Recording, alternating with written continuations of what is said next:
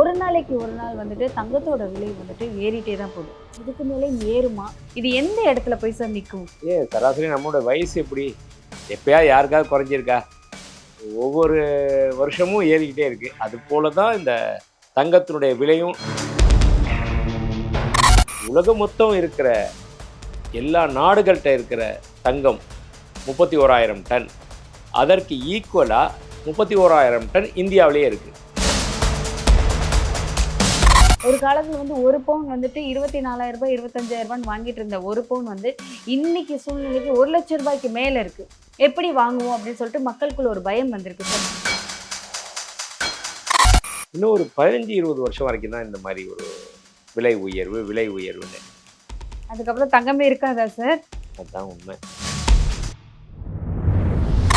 தங்கத்தோட விலை ஒரு பக்கம் அதிகரிச்சுட்டே போகும்போது எல்லாரோட பார்வையும் தங்கத்துல தான் நம்மளால இன்வெஸ்ட் பண்ண முடியல, வெள்ளியவாது வாங்கி வைப்போம் அப்படின்னு சொல்லிட்டு வெள்ளி பக்கம் போறாங்க.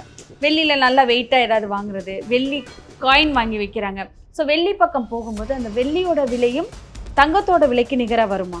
நிகரா வருதுன்றதை விட என்னுடைய கணிப்பு படி பார்த்தீங்கன்னா அதிகமாயிருமா? அதிகமாயிடும். என்ன சார் குண்டை தூக்கி போடுறீங்கம்மா? மூவி வேர்ல்டு மீடியா தமிழ் நேயர்களுக்கு வணக்கம். இன்னைக்கு யாரை சந்திச்சு பேச போறோம்னா கோல்டு குரு சாந்தகுமார் அவங்க கிட்ட தங்கத்தோட விலை வந்துட்டு ஒரு நாளைக்கு ஒரு நாள் ஏறிட்டே தான் போகுது. அதை பத்தின முழுமையான தகவலை கேட்டு தெரிஞ்சுக்கலாம் வாங்க. வணக்கம் சார். வணக்கம். எப்படி இருக்கீங்க? குட், நல்லா இருக்கும். சுத்தி அப்படி தங்கமா இருக்கும்போது ரொம்ப சந்தோஷமா இருக்கு தங்கத்துக்கு நடுவுல உட்கார்ந்து பேசும்போது.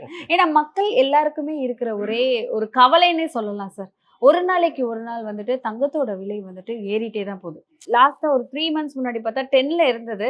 அடுத்து நாளடைவுல 11 ஆச்சு, இப்ப 12 ஆச்சு. இப்ப பார்த்தா வந்து 12,800 rupees இன்றைய நிலைமைக்கு பார்த்தா 12,800 ரூபாய் ஆயிருக்கு. ஸோ இதுக்கு மேலே ஏறுமா? இது எந்த இடத்துல போய் சார் நிற்கும்? முடிவு இருக்கா, முடிவு இல்லையா, இல்ல போய்கிட்டே இருக்குமா? இல்ல, இது எந்த இடத்துல நிக்கும்னே சொல்ல முடியாது. ஆ எப்படி நாளுக்கு நாள் எல்லா தேவைகளும் பெருகிட்டு இருக்கோ, விலைவாசியும் எல்லா பொருட்களுடைய விலைவாசியும் உயர்ந்துக்கிட்டே இருக்கோ, எந்த ஒரு பொருளுடைய விலைவாசியாவது குறைஞ்சிருக்கா பார்த்தீங்களா? இருக்க இருக்க இருக்க ஏறிக்கிட்டே இருக்கும். சராசரி நம்மளோட வயசு எப்படி? எப்பயா யாருக்காவது குறைஞ்சிருக்கா? ஒவ்வொரு வருஷமும் ஏறிக்கிட்டே இருக்கு. அது போல தான் இந்த தங்கத்தினுடைய விலையும். நான் அதை பொறுத்த வரைக்கும் தான் அப்படி தான் கம்பேர் பண்ணுவேன். ஏன்னா கடந்த ஒரு 150 வருஷமாவே பார்த்தீங்கன்னா கூட தங்கத்தினுடைய ரேட் கொஞ்சம் கொஞ்சமா அன்னன்னைக்கு காலகட்டத்துக்கு எப்படி இருக்கோ, இன்ஃப்ளேஷன் எப்படி இருக்குது, அந்த பொருளாதாரம் எப்படி இருக்குது, பண வரவுகள் எப்படி இருக்குது, ஜிடிபி எப்படி இருக்குது, இது எல்லாமே கருத்தில் வச்சு தான் கோல்டோடைய ப்ரைஸுமே அப்படியே உயர்ந்துக்கிட்டே இருக்குது. என்ன ஒன்று, நம்மளாம் தான் கொஞ்சம் ரொம்ப உஷாருன்னு சொல்லுவேன் என்னை பொறுத்த வரைக்கும். ஆமாம். ஒரு 50-60 வருஷத்துக்கு முன்னாடி பார்த்தீங்கன்னா தங்கத்தை சீன்றதுக்கு ஆளே கிடையாது. வேர்ல்டில், உலகத்தில் மற்ற நாடுகள் எல்லாமே பெருசாக யாருமே இம்பார்ட்டன்ட் கொடுக்கல தங்கத்துக்கு. அங்கே இருக்கிற மக்கள் கூட இம்பார்ட்டன்ட் கொடுக்கல. ஆனால் நம்ம மக்கள் ஆரம்ப காலத்துலேருந்து, பழங்காலத்துலேருந்து, இதிகாச காலத்துலேருந்து, புராண காலத்துலேருந்து தங்கத்தின் மீது ஒரு ஈடுபாடு ஜாஸ்தி.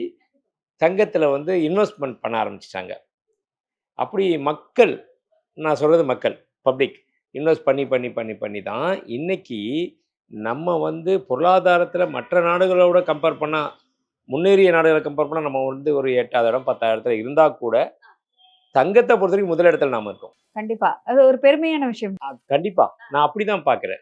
தங்க விலை ஒரு பக்கம் ஏறிச்சு, இன்னைக்கு சாமானியர்களை வாங்க முடியல, அதெல்லாம் ஒரு பக்கம் இருந்தாலும் உலகத்திலே புத்திசாலி மக்கள் இந்திய மக்கள், அதுவும் குறிப்பாக தமிழக மக்கள் அப்படின்ற அளவுக்கு தான் பார்க்க வேண்டிய சூழ்நிலையாக இருக்குது. அதனால் அந்த காலத்துலேருந்தே சேர்த்து வச்சு இன்னைக்கு சராசரியாக பார்த்தோம்னா ஒவ்வொரு குடும்பங்கள்ட்டையும் ஆவரேஜ் 10 சவரன் நகை வச்சுருக்காங்க. கண்டிப்பா சார். அப்போது அந்த 10 சவரன் நகைன்னா அதனுடைய விலை 10 லட்ச ரூபா ஆச்சு. ஒருத்தட்ட 100 பவுன் இருக்கலாம், இன்னொருத்தட்ட 5 பவுன் இருக்கலாம். ஆவரேஜ் இது புள்ளியியல் கணக்கு சொல்லியிருக்காங்க.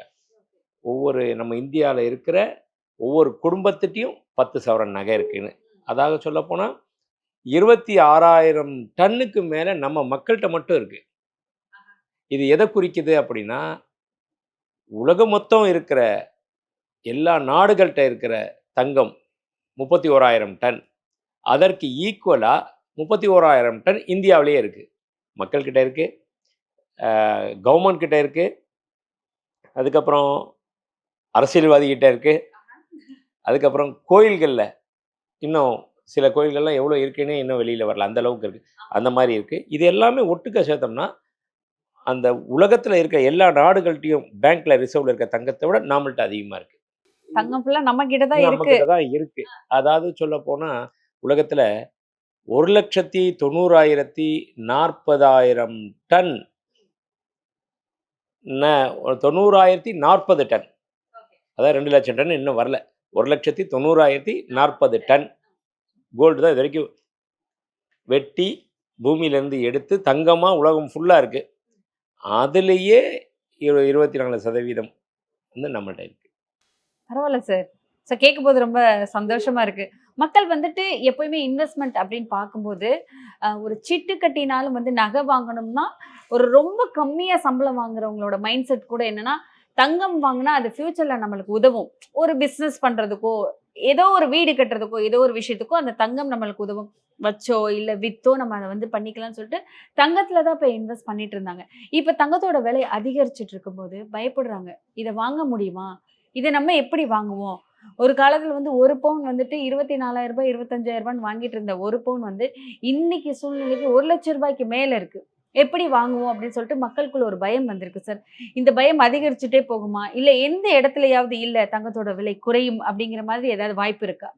இல்லங்க. குறையும் அப்படின்னு எதிர்பார்க்கிறது வந்து ஒரு சரியான விஷயம் இல்ல. ஏன்னா, ஏன் ஒரு சவரன் ரூ. 25,000 விக்கிறப்ப மட்டும், அன்னைக்கும் நம்ம அதிகம், அதிகம்னு சொல்லிட்டு இருந்த ஒரு சாரார் இருந்துட்டு தான் இருந்தாங்க. ஆமா, அன்னைக்கு விலை கம்மி அப்புட்ன்ட்டு அத அக்செப்ட் பண்ணிட்டு எல்லாருமே போய் கோல்ட்ல போடலையே! ஆமா. கரெக்ட்டு தான். கரெக்ட்டா? இன்னைக்கு 1,00,000 இருக்கு. இன்னைக்கும் நம்ம சிலர் அதிகம்னு சொல்லிட்டு இருக்கோம். நாளைக்கு 2,00,000 ஆனா கூட யாரால கண்ட்ரோல் பண்ணி தடுத்து நிறுத்த முடியும்? முடியாது. வாங்குறவங்க வாங்கிட்டே தான் இருப்பாங்க. வாங்கிட்டு தான் இருப்பாங்க. அன்னைக்கு போறப்போ என்ன சொல்லுவாங்க? அட 2026 ஆரம்பத்தில பார்த்தீங்கன்னா, வெறும் 1,00,000 தாங்க. இன்னைக்கு தாங்க இந்த விலை ஆயிப்போச்சுன்னுவாங்க. ஏன்? எக்ஸாம்பிள் எடுத்துங்களேன். 2024 1ஆம் தேதி ஒரு கிராம் வந்து ரூ. 5,910. கரெக்ட்டா 2 வருஷம் முன்னாடி. என்ன சொன்னோம்? அன்னைக்கு அத நம்ம அக்செப்ட் பண்ணிட்டோமா? இல்லையே! அன்னைக்கு என்ன நெனச்சுக்கிட்டு இருந்தோம்? இல்ல, இல்ல இன்னும் கொஞ்சம் குறையாதா? வாங்க மாட்டோமா? அப்படின்னு சிலர் நெனச்சுக்கிட்டு இருந்தாங்க. ஆனா, அதற்கு மாறா டபுள்க்கும் மேல ஆயிப்போச்சு. இப்போ. ஆமா சார். இப்ப என்ன நெனைக்கிறோம் நம்ம மனசு? அந்த ரூ. 5,900 இருந்தா பரவால்ல. அடுத்த வருஷம் 1ஆம் தேதி பார்த்தீங்கன்னா, ரூ. 7,150 வந்துச்சு.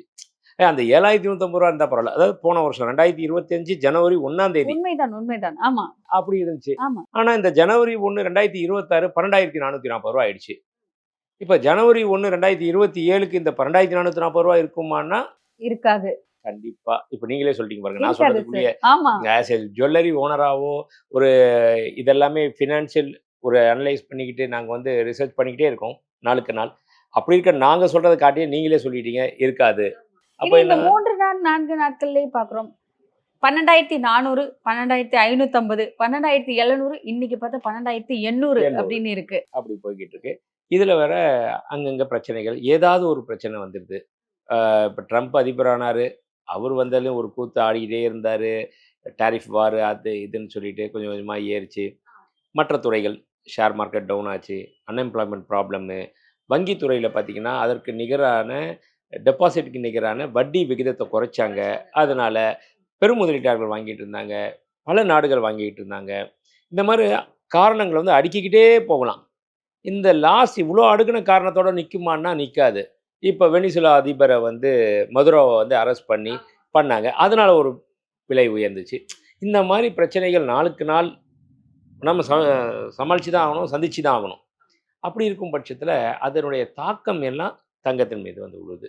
எங்க அடிச்சாலும் தங்கத்துல தான் தங்கம். வந்து விழுகுது. தங்கத்துக்கு தான் வலிக்குது. ஆமா. அப்படின்றப்போ அதனுடைய தாக்கம் தங்கத்தில வந்து இன்னும் கூட பாருங்க, ட்ரம்ப் வந்து திருப்பி ஏதோ ஒரு 500% டாரிஃப் வந்து உயர்த்தப் போறாரு. ரஷ்யாவுக்கும் நமக்கும் இந்த ஆயில் பரிவர்த்தனை நடந்துட்டு இருக்கு இல்லையா? Russia, Brazil, Russia, China, Russia, India இந்த மாரி ஆயில் பரிவர்த்தனை வந்து இவங்க வந்து எல்லாமே நிப்பாட்டிட்டு டாலர்ல தான் வாங்கணும் அப்படின்ற மாரி. அப்படி இல்லன்னா 500% டாரிஃப்ன்னு பேச்சுவார்த்தை நடந்திருக்கு. மசோதாவ பாஸ் பண்ணிட்டேறதா சொல்லிக்கிட்டு இருக்காங்க. பண்ண போறதா. இதெல்லாம் நடந்துச்சுன்னா, கண்டிப்பா அதனுடைய தாக்கமும் கடைசில தங்கத்துக்கு தான் வரும். தங்கத்துக்கு தான் வரும். இல்ல முதல்ல கொஞ்சுவோம் சார். என் தங்கம், என் செல்லம் அப்படின்னு சொல்லி அதிகமா தங்கமே அப்படிதான் கொஞ்சம். தங்கம்னு கொஞ்சுனா கூட அது காசு அப்படிங்கிற மாரி அந்த வார்த்தையோட தங்கம் அப்படிங்கிற வார்த்தையோட மதிப்பு வந்து எங்கேயோ போய் நிக்கிது. இத அததான் சொல்ல வரேன். இத உணர்ந்தவங்க, தெரிஞ்சவங்க, அறிஞ்சவங்க, இத எல்லாமே நம்ம மக்கள் தான். வேற எந்த கண்ட்ரிலயுமே தங்கமே, வைரமேன்னு கொஞ்சல. Gold, diamond கொஞ்சல. ஆனா நம்ம தான் அந்த காலத்துல இருந்தே தங்கமே, வைரமே அப்போ அது ஒரு ப்ரீஷியஸ் மெட்டல்ன்றத நம்ம முன்னோர்கள் கணிச்சுட்டாங்க. இது பின்னாடி வந்து வரப்போகக்கூடிய ஒரு விஷயம். அதே மாரி தான் இப்ப கூட நம்ம கணிச்சிருக்கு எப்படி பார்த்தீங்கன்னா, இன்னும் ஒரு 15, 20 வருஷம் வரைக்கும் தான் இந்த மாரி ஒரு விலை உயர்வுன்னு. அதுக்கப்புறம் தங்கமே இருக்காதா சார்? அதுதான் உண்மை. தங்கம் யார் யார்கிட்டலாம் இருக்கோ அவங்க வைக்கிறது தான் ரேட்டு. டிமாண்ட் அண்ட் சப்ளைய பொறுத்து இருக்கு. இது இப்போ இந்த இந்த படத்துலலாம் காமிப்பாங்கல்ல சார், இவர்கிட்ட இவ்வளவு தங்கம் இருக்கு. ஸ்மக்லிங் படம் அந்த மாதிரி அந்த ஆயிருமா? மாரி தான் ஆகும். ஏன்னா, இப்பயாவது ஒரு ரெகுலேஷன்ஸ் இருக்கும். ஆமா. தங்கம் வந்து கோல்டு கட்டுப்பாடு. இந்த ரேட்டு தான் சொல்லி ஒரு அசோசியேஷன் வந்து ரேட்ட ஃபிக்ஸ் பண்ணும். அதுக்கப்புறம் என்ன ஆகும்னா, யார் தங்கம் விக்க வராங்களோ ஆன்லைன்ல, அவங்க இன்னைக்கு ரூ. 25,000 கிராம் அப்படின்னு ஃபிக்ஸ் பண்ணுவாங்க. அப்போ அதுக்கு யாராவது அந்த விலை குடுத்து வாங்குறவங்க இருந்தா வாங்குவாங்க. இல்லன்னா பிட் பண்ணுவாங்க. இல்லங்க 18,000க்கு தர்றீங்களா? இன்னொருத்தர் 18,500 தர்றீங்களா? 19,000 அப்ப யார் ஜாஸ்தி கேட்கறாங்களோ அவங்களுக்கு வாங்குவாங்க. அந்த மாரி தான் வரக்கூடிய நாட்கள். அதான் நான் சொல்ல ஒரு 15 வருஷத்துக்கு அப்புறம். தங்கத்தோட நிலைப்பாடு அப்ப அப்படி இருக்கும். அதற்குள்ள வேற ஏதாவது ஒரு சுரங்கத்திலருந்து தங்கம் கிடைச்சாலோ, இல்ல வேற மாற்று வழி வந்தாலோ உண்டு. மாற்று வழின்றது இதுவரைக்கும் வர்ற மாரி தெரியல. சுரங்கத்திலருந்து தங்கம் கிடைக்கிறதும் அவ்வளோ எளிதான விஷயமும் இல்ல. அதெல்லாம் வந்து ரொம்ப ஏன்னா ஆல்ரெடியே எல்லாம் ஓட்ட போட்டு உறிஞ்சிட்டானுங்க. இருக்கிற தங்கத்த எல்லாத்தையுமே சொரண்டி எடுத்துட்டாங்க. சொரண்டி எடுத்தாச்சு. ஓகே. அதெல்லாம் அது கஷ்டம். ஓகே. சரி, இப்போ நீங்க தங்கத்த பத்தி விஷயங்கள் சொன்னீங்க. ஒரு காலத்துல நம்ம அம்மாலாம் என்ன சொல்லுவாங்கன்னா, என் கல்யாணத்துக்கு ரூ. 120ன்னு வாங்குனாங்க. என் கல்யாணத்தப்ப ரூ. 7ன்னு வாங்குனாங்க. அப்படி இந்த தங்கம் வந்து இப்போ வந்து நீங்க சொன்ன மாரி எங்கேயோ வந்து நிக்கிது. ஸோ தங்கத்தோட விலை ஒரு பக்கம் அதிகரிச்சுட்டே போகும்போது, எல்லாரோட பார்வையும் தங்கத்துல தான் நம்மனால இன்வெஸ்ட் பண்ண முடியல. வெள்ளியவாது வாங்கி வைப்போம் அப்படின்னு சொல்லிட்டு வெள்ளி பக்கம் போறாங்க. வெள்ளியில நல்லா வெயிட்டா ஏதாவது வாங்குறது, வெள்ளி காயின் வாங்கி வைக்கிறாங்க. ஸோ வெள்ளி பக்கம் போகும்போது, அந்த வெள்ளியோட விலையும் தங்கத்தோட விலைக்கு நிகரா வருமா?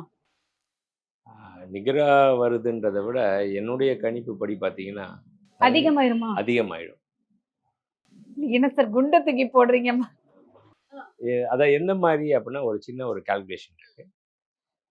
1994லேருந்து 2000 வரைக்கும் பார்த்தீங்கன்னா, 1 பவுன் தங்கம் ரூ. 4,000. அப்போ 3 பவுன் தங்கம் எவ்வளோ? ரூ. 12,000. 12,000. ஆ. ஸோ 1 பவுன் தங்கம் ரூ. 4,000. 3 பவுன் தங்கம் ரூ. 12,000. அன்னைக்கு 1 கிராம் வெள்ளி ரூ. 12. 1 கிலோ வெள்ளி ரூ. 12,000. அப்போ 3 சவரன் நகை ஈக்குவல் டூ 1 கேஜி சில்வர். கரெக்ட்டா? Correct sir. இது ரேட். அன்னைக்கு இருந்த கணக்கு. அதே ரேஷியோல தான் தங்கமும் வெள்ளியும் டிராவல் பண்ணிக்கிட்டே இருக்கு. ஆனா, இன்னைக்கு லாஸ்ட்ல வந்த கணக்குப்படி பார்த்தீங்கன்னா, 1 சவரன் நகை ரூ. 1,02,400 இன்னைக்கு ரேட். இன்னைக்கு ரேட். ஆமா. ஸோ அப்படி இருக்கும் பட்சத்தில, அப்போ 3 சவரன் நகையோட விலை 3,07,000 8,000 வந்துருச்சு. ஆனா வெள்ளி எவ்வளோ இருக்கு? 1 கிலோ ரூ. 2,71,000 2,68,000 தான் இருக்கு. அது இன்னும் 3,08,000 வரணும். சொல்றத பார்த்தா வந்துரும் போல. வந்துரும். அது மட்டும் இல்ல. வந்தா நின்னா சந்தோஷம். ஆனா அத விட தாண்டி வரும். அதோட நிக்குமானா, அதையோட நிக்காது. ஏன் அப்படின்னு அடுத்த கேள்வி வரும். ஆமா சார். அந்த அளவுக்கு இந்த வெள்ளி வந்து இப்ப இன்னும் ஏறும்.